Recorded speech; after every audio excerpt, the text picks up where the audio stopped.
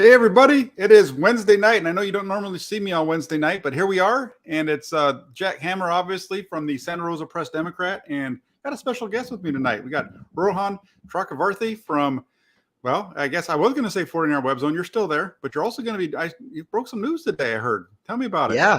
Yeah. So before I speak about the news, gotta say, Jack, thank you for tuning or for letting me on. I know we did have some bad blood recently in your comment section when I called you my least favorite content creator. That's still true, but thank you for letting me come on. No, I'm kidding, but yeah, I am going to be this fall when I attend college in Wisconsin. I'm going to be covering Wisconsin football and Wisconsin basketball at the university for SB Nation.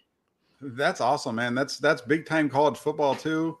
And I'm excited for you. I didn't realize that you're going out to Wisconsin for school, and from what I've seen on TV and stuff like that, man, if you get a chance to be in the student section in Wisconsin for a Badgers game, that's going to be a lot of fun. So I'm excited for you. That's awesome news. Hey, thank you, man. Thank you for sure. Yeah, no, definitely. That's real quick before we get started. I just want to throw a couple of these guys up here. We have Travis George who says, "Let's go, Jack. Let's go." We have Tian Pameli who says, "Hey, Jack and Rohan. Hey, how you doing?" We got Russell who says, "Hi, Jack and Rohan." He says it, both of us. And then we got 916 Niner, Jack and Rohan. We got the other Hammer in the show. Patogo hey, it's Hammer time, baby. That's right. Sup, Jack and Rohan. You guys do amazing work. Thank you. Thank you. This wasn't planned. We just we were talking on Twitter a little bit, and I had done a show earlier today with on another platform with Larry Kruger over on his channel. And I don't normally do shows on Wednesday, but everything kind of worked. And so I asked Rohan if you want to jump on for a couple minutes. And so here we are. We thought we'd come on, talk a little bit about the latest for the 49ers. Neither one of us in Minnesota, but we're keeping up with what's happening out there. Rohan's been to all but 2 practices or 3 practices that the 49ers had in Santa Clara. And same for myself, pretty much. I was up there on Sunday and Monday for those 2 practices. So let's just kind of get into it a little bit. What was kind of your biggest takeaway recently on Trey Lance? You know, he's kind of according to his coach a couple weeks ago, I guess it was. He said that he'd been having an up and down camp. But what do you think of his performance over the last 5 days? I guess going back to Friday, between Friday and today's practice. I think the inconsistency, right? That's the main part that when I last came on the show, that's the main part we hammered, that Trey Lance has been inconsistent in practice, and it's both good and bad, right? Because when you talk about Trey Lance, there is the wow factor to his plays. He's able to make 50, 60-yard throws like we saw today with Danny Gray, right? That touchdown pass where Gray burned Patrick Peterson. That big playability is there, but putting it all together, Lance is still growing with that. And Kyle Shanahan, like you said, indicated there have been up and down practices, and the 49ers are not going to rely on Trey Lance to carry this team into the playoffs. They've built a formula where they can have sustained success without having elite quarterback play. However, I still think, we continue to see the potential of Trey Lance.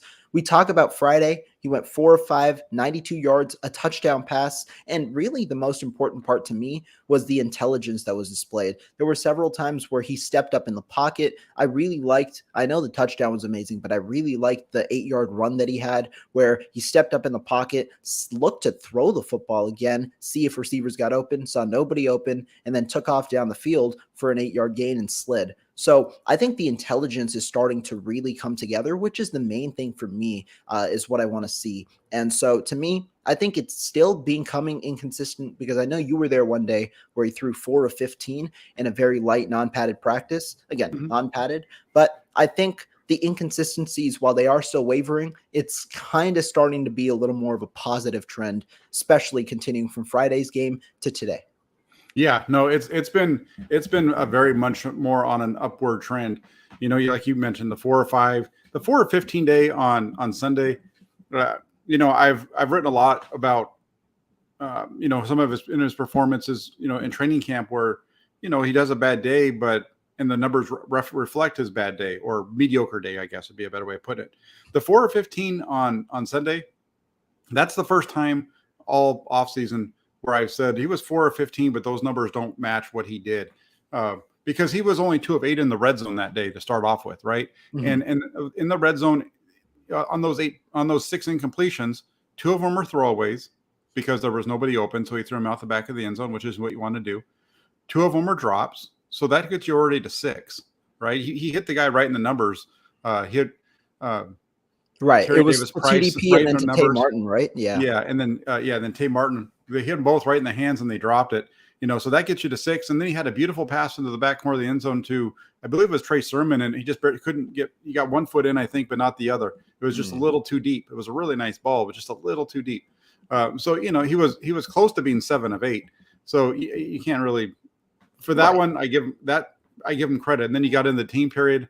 The offense just seemed to be a little out of whack that day too. I think it was just a different practice than what you normally see. It was only Trey Lance taking snaps. It was also the day that they were heavy in installing a different run package that we've heard a lot of talk about since. So, that 4 of 15, whatever, he comes back the next day. He's 11 of 14. Just did very well in the on Monday's practice. And then from what we've heard today, depends on who you see. He was somewhere between 11 of 16 and I've heard all the way up to 11 for 18. So regardless, and he had another deep shot to Danny Gray as well. So exactly. That's pretty good news. And the one thing that I want to point out from your 11 and 14, right, guys, if you guys don't see Jack's write-ups, he does a great job over there as the Press Democrat, because sometimes when I'm not at camp, the way that I can rely on information that's objective and to my standard is going to the Press Democrat. So be sure to check out Jack's report over there. And something that he wrote about on that 11 and 14 day that is very noteworthy.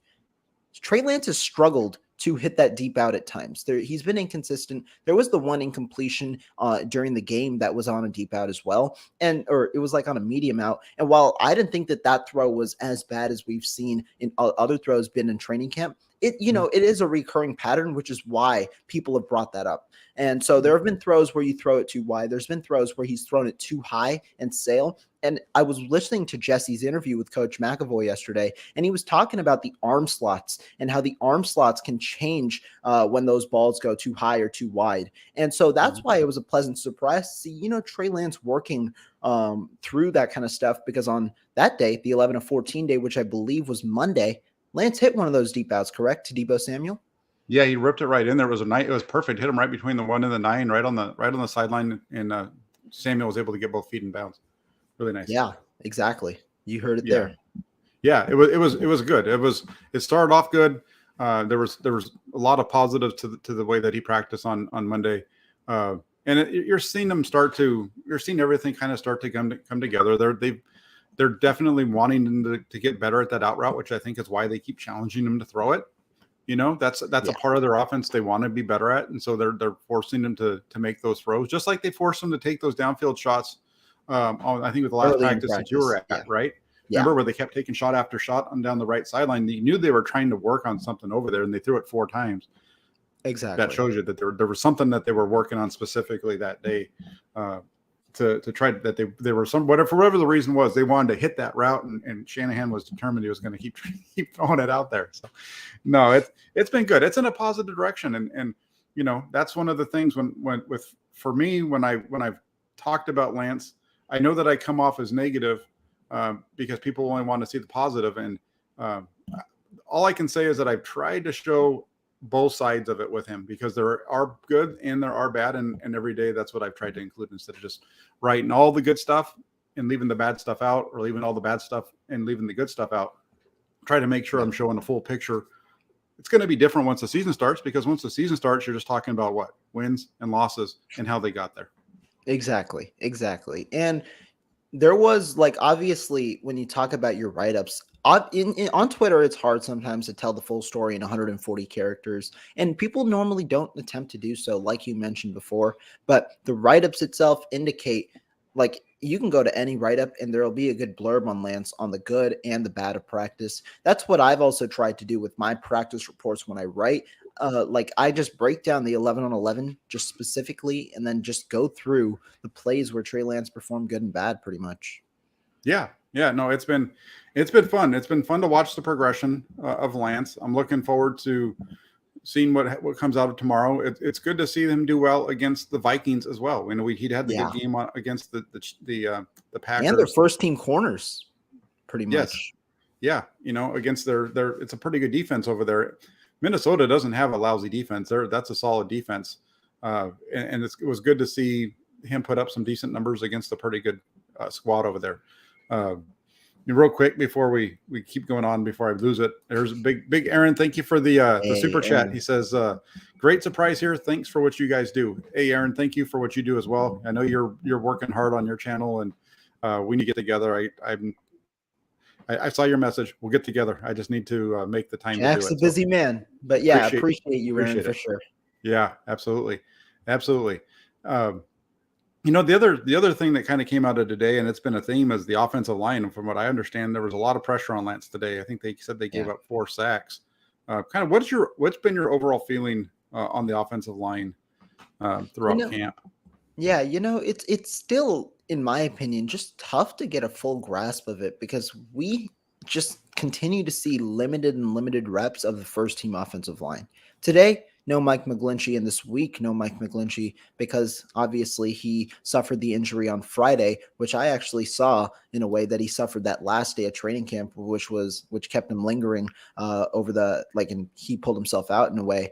And so he is out. We've seen times where Trent Williams will not play on Saturday. So the offensive line just hasn't had enough time, in my opinion, to really get in cohesion with each other. And to me, that's what's showing on the field. When you talk about giving up 4 sacks, I mean, first of all, let's preface with the important detail of not no pads. Today was a padded practice. Never mind. Yeah, they're in practice. Oh, then that makes it even harder because it is 4 sacks on a padded practice day. But what we've heard a lot is that right tackle position is the big issue right now. Mm-hmm. And Colton McKivitz has started there recently. And it's interesting because it's 4 sacks against the first team offense. I think you just need cohesion with that unit. And then obviously you need it with the interior. So I want to see more of what we saw in game 1. Let those guys play. These guys are young guys. They haven't gotten snaps. You saw them play significantly in the first game on the interior, those 3, in Banks, Brendel, and Burford. Let them play again in game 2. Try and figure themselves out. But truly, I don't think we're going to see what this offensive line truly is until week 1, when Mike McGlinchey should be able to return, because it's tough to really imagine the picture.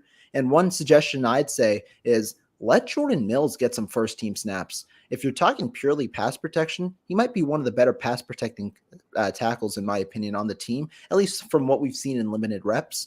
And if you're struggling in pass protection, while Mills doesn't have the athleticism or the movement ability to maybe get to the second level that you want from your right tackle in this offense, pass protection standpoint, he's one of the better ones. I agree with you on that last part. I think McKivitz is a good offensive line for what he is. He's a good 7th guy along your offensive line, right? Yeah. He's a good backup right tackle. You don't expect that your backup right tackle to be anywhere near what you have on the other side. So shoot, you go back to week 18 and against the Rams, and they won that game with him playing left tackle, and I didn't think he played particularly well in that game.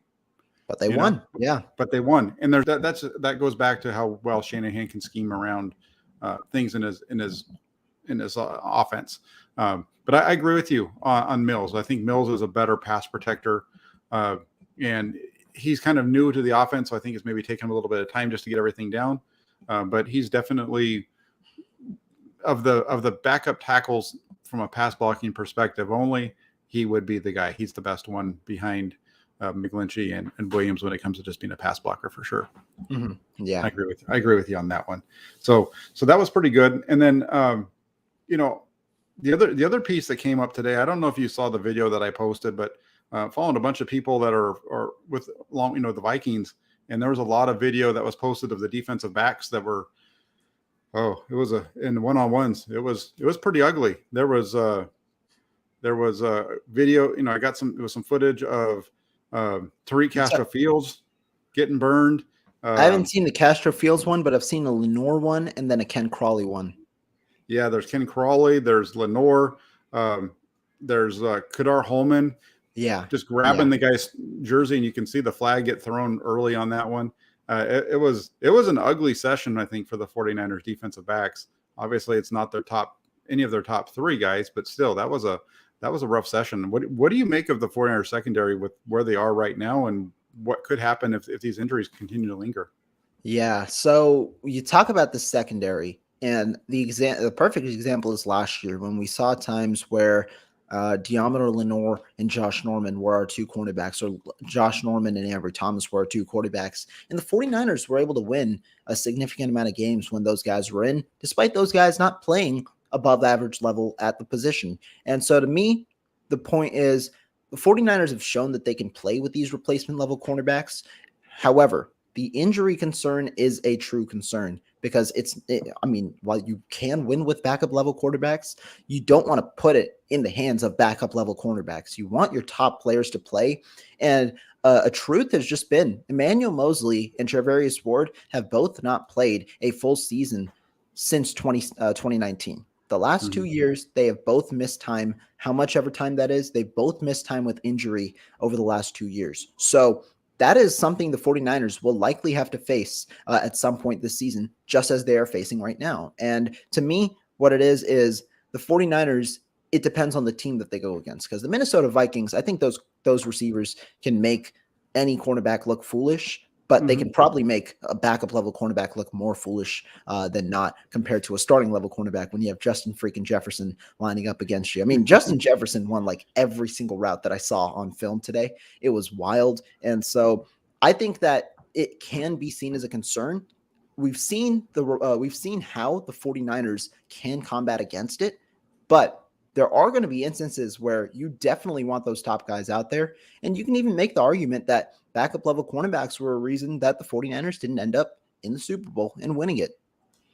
Yeah, they played a big role in the problems that they had in the first half of the season last year, with big pass interference penalties and all those types of things. I think it speaks volumes that the 49ers just picked up Ken Crawley off of the, he was just available about a week ago, and he's already their number one corner as far as who they have healthy right now. He's jumped ahead of it, Ambry Thomas and Diamondo Lenore and Kadar Holman, these guys that have been with them all year long. So it's just, you take the top two corners off of any defense and they're going to struggle. It doesn't matter who you're talking about. So, that's just the way it is. But they definitely need to have their top guys stay healthy. And we didn't even talk about Jimmy Ward. He's another guy that needs to be healthy for, at least by week 2.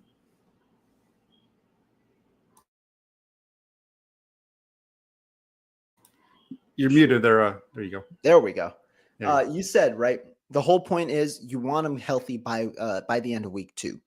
And that's that. Like, it's interesting, right? Because last year, if you remember, Emmanuel Mosley missed the first 2 weeks of the season as well. Diamondo Lenore was the guy out there. And then the 49ers beat the Lions and the Eagles. In a way, it's a similar situation, but more so with the other cornerback, right? You're facing two lower level players, or not players, two lower level teams right now, in the Bears and then the Seahawks. That third week is where you really need those top two cornerbacks back, because you're going to face Cortland Sutton, Jerry Jeudy. You're going to face a good amount of good quality receive. I mean, even in week 2, you face good quality receivers. So you really want those top cornerbacks, because the reason the 49ers paid $14 million a year is so that they could have top cornerbacks match up against top cornerbacks. And the one underrated aspect is when you have top cornerbacks in the league, the reason that you do so is you can play man coverage. Kyle Shanahan said it in one of those press conferences earlier in the offseason. You want players to cover one-on-one. And the 49ers have sometimes not been able to do so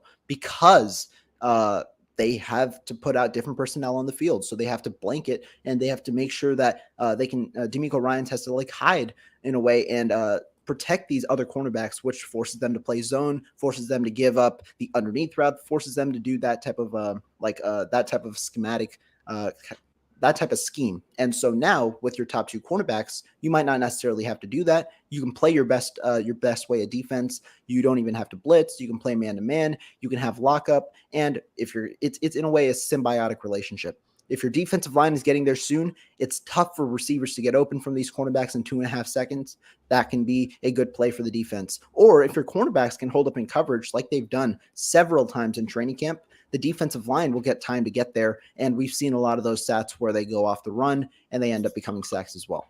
Yeah, no, totally. I think the pass rush is going to be so much better than they were a year ago. And then when they get everybody back, I have a feeling that you're going to see everybody there week 1. You're going to see Charvarius Ward and Emmanuel Mosley. Emmanuel Mosley returned to practice today, by the way, which was a big bonus for the 49ers. I don't think he really participated in too much because I didn't see a whole lot of him. But the fact that he was back out there dressed, same thing with Eric Armstead returning today. Those are both key points. And another thing that we haven't talked about that took place today was we're talking about the offensive line a minute ago. Should have hit on it then. But the rookie out of Fordham, Nick Zakelj, taking snaps at center. What do you think about that? I love it. I love it. I've been wanting Nick Zakelj in a way to be the center of the future for the 49ers. And ever since I started watching training camp, Zakelj has struggled. We'll like put it bluntly. Zakelj was starting at guard in the second team. I know you saw him at with the second team, right? Back in OTAs and in minicamp, in rookie minicamp when you were covering then. He moved to the third team offense over here in training camp after the first couple of days, replaced by Keaton Sutherland because he was struggling. Didn't win many one-on-one reps. So now try and put him in the position where you might foresee him in the future. And I think with Brunskill's injury, I don't think Donovan West is the answer right now. He could be in a year, maybe in 2 years, but Zakelj could be that answer in a year. And so put him there. He's got more of an NFL-ready body. He's 6'6", 315. And so if he can kind of bulk up a little more, get a little more strength, he's got the intelligence for it. Put him in there, see how it works, because you've got a full game to do so tomorrow. He's going to be playing probably a good amount, especially if the 49ers don't play Brendel a ton. You're going to get good reps for Zakelj. So it's good to incorporate him in that realm and, finally get him into the mold, especially with this Brunskill injury where you don't necessarily have that logjam at center anymore that forced you not to play Zakelj there. No, I like it. I like the fact that they're getting him some reps. They used the draft pick on him, so they're going to do everything they can to find a spot for him on the roster and find I think he's come on a little bit better in the last few, about the last week or so. He had some good reps and one-on-ones on Monday in the padded practice before they left town. So get him some reps at center. Just another thing that you can get him on the field for. That's positive. And then Barry Baller says, I think it means that you're going to see Brunskill at right tackle. I think Brunskill is going to be the sixth man. That's what I think. I think he's going to be he's going to be the first man off the bench anywhere across the offensive line if there's an injury. I really think that's the role that Brunskill is headed towards here. Yeah. I can see that with him or McKivitz. Yeah, definitely. Yeah, definitely. And then a couple of big plays too. I know we hit on the one earlier, kind of, but Danny Gray, holy moly. That guy, the speed that he ran by Patrick Peterson. I know Patrick Peterson's not the same guy he was 5 years ago, but that was some speed right there. Yeah. Damn. And I mean, real quick, talking about that play, it's good to see against real cornerback ones that Danny Gray can win at for him to exhibit that speed, he had to win at the release, win at the line of scrimmage and get on his route. It's a go route, of course, which is what Danny Gray runs, but you've seen him sometimes not be able to separate. And so it was a good sign to see him separate and even be able to get the touchdown, although that ball was slightly underthrown from Trey Lance. Yeah, you say it's underthrown. I don't think Trey Lance can overthrow him. That's when true. When he gets off the line like he did there and he's not being held downfield, I don't think that Lance can throw the ball far enough where he's not going to be able to, where he's going to be able to overthrow him, So I don't have a problem. I don't have a problem with him having to gear down just a slight touch to catch it. He had to do the same thing on Friday night for the touchdown. There was a little bit of a slight gear down to catch it. But, when you're in the clear like that and you're as fast as he is, it's going to be hard for DBs to keep up with you. Just throw that sucker as far as you can go, and let's take it to the let it go. Because Danny Gray is so fast, and Trey Lance has a strong arm, but he's not going to overthrow Danny Gray if he's off the line clean. Yeah, definitely. And then real quick, one last play from practice that I'm pretty sure you've seen was the George Odom interception today. George Odom with the pickoff of Kirk Cousins along the I guess it was the left sideline of the Vikings offense. Nice play there. Man. It's not even the play. The play was great, right? And George Odom, obviously they're testing him in coverage now. Safety, that next safety spot. It's a bit of a debate right now. But the funny part was Kirk Cousins, right? Kirk Cousins, what did he say? A couple of plays before that, he was yelling, "You like that?" Or like, "You freaking like that?" And then a couple plays later, homeboy throws an interception, and I'm like, oh man, Twitter went wild after that. Yeah. Yeah, one of those guys from the 49ers that was there, like what's his name, like Brad or David. David, they should have been yelling down. They should have been screaming from the top of the stands. You like that? You like that? They should have let him have it right back. I would have if I was up in the stands. Oh man, that's why you're hated, Jack. That's why you're hated. Hey, sometimes I know I got a big mouth. What can I say? What can I say? But the other thing about that too, about that play, real quick, it's a great play by Odom, nice play by Odom to come up with the interception. But I think the unappreciated piece of that play was the pass rush by Kerry Hyder. You see him line up at right defensive end. He gets up inside of the tackle, and he's starting to get there. And just as you see him start to clear is when that ball comes out. And I wonder if a little bit of that pressure is why you saw that throw coming where it ended up. Hey, I like all of it. Yeah, Hyder's an interesting cat. He can play inside, outside. He hasn't been good when he's been on a team where he wasn't working with Chris Kosarek, but that was a really nice play. And the other part about that play is he gets up inside, he's got it, and the ball comes out, and you see him turn super fast and sprint the other way. And it was just so again, it's chasing the ball down, that swarming philosophy of everybody get to the ball. Good stuff. Yeah, definitely. All right, let's change gears a little bit. We've got kind of training camp. We're about halfway through. Guys are starting to get cut. Those types of things. During your time watching the 49ers at training camp, if you want to go on to the game, include the game as well, what has been your biggest surprise so far? I don't know if we can classify it necessarily as a surprise because he's been a good player before, but the way that he's bursting on the scene, not only as a pass rusher, but also we saw it in the game as a run defender. Kamoko Toure, the free agent signing out of Indianapolis. He's been a fairly solid pass rusher, and he has a lethal spin move that we saw every day in one-on-ones where he'd beat whoever it was in his way. If that spin move was coming through, he was getting to the quarterback. So, that lethal spin move was there. Kamoko Toure has been that guy for me where not only has he excelled as a pass rusher, he had 5 sacks in one day, but in the game, we saw him, be in the right spot at a couple of times. We saw him show off his athleticism. We saw him also be a factor in the run game. I think he had like 3 run stops of 3 yards or below in the game. And so if you can have this multifaceted role, he's essentially a Samson Ebukam 2.0 with maybe even a better pass rush acumen right now that could serve as not only a pass rusher, but also maybe a run defender, maybe, be insurance as a 3-down guy should injuries occur to the starting front line. Yeah, for sure. For me, I think my biggest surprise so far, this is a tough one for me too, because I haven't been really, there's not a whole lot that I could be surprised about because I know you're too negative. You can't be surprised. Because I follow this stuff too closely. I think that's why I say it's hard for me to be surprised by anything. But right. Yeah. I think my biggest surprise and I use it as a positive. My biggest surprise has been Spencer Burford at right guard. I think that's the thing that's been the biggest surprise for me. I thought that Daniel Brunskill was going to be the guy at center, and they were going to do that that Daniel Brunskill was going to be the guy at right guard and Brendel would be the guy at center.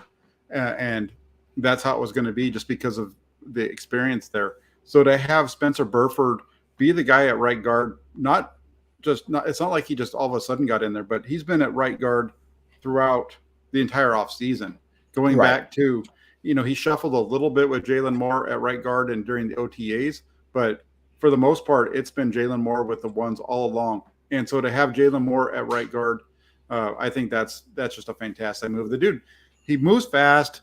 He's got good feet. He's strong as heck. You can hear it when he punches, in his pass blocking. He's just really good. He's a rookie, so he's going to have some mistakes, but it's nice. Yeah, definitely. I think that's a great option, right? Because if we're talking purely surprises, I don't think many people anticipated after playing entirely with the twos and OTAs, like you said, primarily, that Burford ended up getting all the 1 reps and really no competition at all. Jalen Moore has been seen only at tackle. Daniel Brunskill has only been seen at center. You haven't had competition, so great pick there. Yeah, no, for sure. And then really quick, before we go on to our disappointment, there's this comment over here in the comment section. Nobody's going to know what this means, but I'm going to talk about it really quick because just the fact that he brought it up. Lee Ving says, Jack was surprised that Schatz won the Knoxville Nationals. Are you kidding me? Of course I was shocked that Donnie Schatz won the Knoxville Nationals. I I have didn't think he no idea what this is. Donnie Schatz is it's a racing sprint car racing. They race on a Okay. dirt track. It's in Knoxville, Iowa, not Knoxville, Tennessee. And the Knoxville Nationals is the biggest sprint car race in the world. That happened last week. It's a 4-day event, comes up, and then Saturday night is the finale. But Lee, that's awesome that you mentioned that. Donnie Schatz, he's won it 10 times going into the Saturday night. Won it for the 11th time. Only one person's won it more, Steve Kinzer, who I actually have a picture of from when I was a kid in his trailer at San Jose Speedway. But no, that was awesome to see Donnie Schatz pull that off. I thought Kyle Larson was gonna. He started up far enough up that I thought Kyle Larson was gonna just take it and run away and hide. But he had that. He blew his right rear tire at the beginning of the race, and that put him in the back, and he came all the way back up to the front. So now that I've lost all the football people talking about sprint car racing, which nobody really knows on here, here's one real quick thing though for you, because this is a football show. We're talking about sprint cars. A real kind of a fun fact: he's in the Hall of Fame, I believe. Dick Vermeil. Okay. Right? Yeah, He's I've heard a of Super that. Bowl winning head coach. Yeah. Dick Vermeil's dad started a group called the Northern Auto Racing Club in Northern California, which is a sprint car series that races in Northern California, still races to this day. And every year they hold his dad's name was Louis Vermeil. And so every year they hold the Louis Vermeil Classic in Northern California. It used to be at Calistoga Speedway, but Calistoga Speedway is going through some stuff. So they race it now at Chico Silver Dollar Speedway. So there's your football tie into sprint car racing. There we go. And guys, if you're in the chat, if you want to see Jack Hammer, the Jack Hammer, compete in a sprint car race in Northern Iowa, get this channel to 5K. get it to 5K and give me 5K in cash every day so that I can pay somebody to put me in the car so I can stick it in the wall. I just want to see you with that helmet, man. That's all. No, absolutely. No, that's a fantastic one. Thanks, Lee, for let me talk about something different. Hopefully, Bobby Gerald, who follows me on Twitter, has listened to this. He's one of the announcers, and his dad is Gary Gerald, who does the Sacramento Kings basketball games and used to work for ABC, covering the Indy 500. Back to football. Let's wrap this one up. Football show, right? I know. We went from football to racing, and Rohan has no idea what we're talking about, but that's okay. We're going to get back to the 49ers. We're going to talk about Rohan's biggest disappointment throughout training camp. All right. So, I mean, this one's hard because, like you said, like for me, when you watch every day, disappointment it's not like disappointment because like when you see a player doing bad, you just kind of think of that player as playing bad. But based on expectation coming over here, it's a guy who we recently talked about. I'll go with Daniel Brunskill. Daniel Brunskill was relegated to center. Seemed like the 49ers wanted him to play center at first, but didn't really have a strong camp. He obviously hasn't won that job. Jake Brendel has been a consistent guy while they've gone back and forth. And I think that Daniel Brunskill, when he was expected to be a starter at somewhere this offseason, suffered knee tendonitis first, missed the entire first half of the offseason. Then when he came in, didn't really play that well. And now he's out with his second injury. So to me, a guy who had high expectations coming into this offseason, likely to win one of the starting spots, be it center or right guard, ends up with neither and has had a pretty disappointing camp in my eyes. Yeah, that's a good one. And then Zachary brings up a good one. That was a really good one. I didn't really know who I was going to go with here, but I like yours. And then Zachary, I think, brings up a really good one here when he says, oops, wrong one. He says, we all know it's Ambry Thomas, and that is a big one as well. Ambry Thomas is a guy who started a lot for the 49ers last year, and he has really, really struggled in training camp to cover anybody.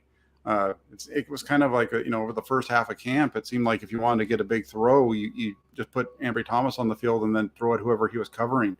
And he's really struggling. And so I think Ambry Thomas, from where he was last year, we know he was struggled a little bit, but yeah, it's been rough for Ambry Thomas.